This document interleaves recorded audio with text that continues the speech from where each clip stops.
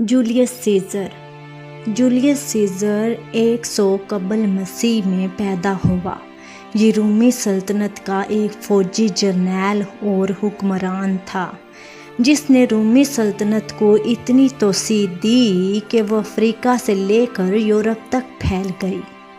Julius scissor Sikandar اعظم سے بے حد متاثر تھا اور اس سے بڑھ کر فاتح عالم بننا چاہتا تھا، تاہم دنیا فتح کرنے میں سکندر اعظم کی ہمسری نہ کر سکا۔ سکندر اعظم کی طرح جولیس سیزر بھی پیدائشی طور پر مرگی کا مریض تھا۔ وہ دورے کی حالت میں سر دربار بے ہوش ہو جایا کرتا۔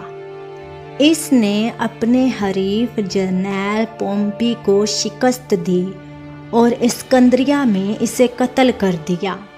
جب اس نے مصر کو فتح کیا تو وہاں کی ملکہ کلیوپاترا سے بہت متاثر ہوا اور کافی عرصہ مصر میں مقیم رہا۔ مصر سے واپسی پر سیزر نے سربراہ مملکت کے طور پر روم کے امور سنبھالے اور شاید وہی دنیا کا پہلا جرنیل بادشاہ بنا۔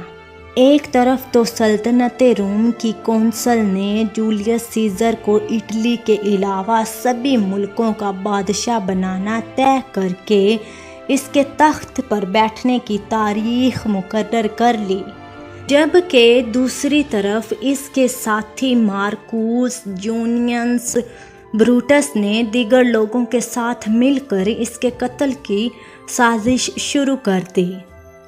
ان لوگوں کا کہنا تھا کہ جولیس سیزر کو بادشاہ بننے کا کوئی حق نہیں، کیونکہ بادشاہ بننا روم کے قانون کے خلاف ہے۔ اس سے صرف جولیس سیزر ہی روم کے سیاہ و سفید کا مالک بن جاتا۔ 15 مارچ 44 قبل مسیح میں اسے سر دربار قتل کر دیا گیا۔ قاتلوں کا سربراہ بروٹس تھا۔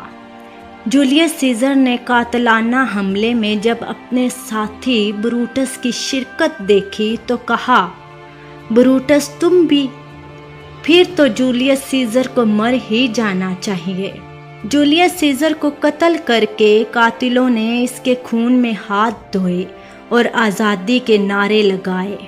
جولیس سیزر کے قتل کے نتیجے میں روم میں خانہ جنگی شروع ہو گئی، جس میں تمام بروٹس کے ساتھی مارے گئے، جبکہ بروٹس نے خودکشی کر لی۔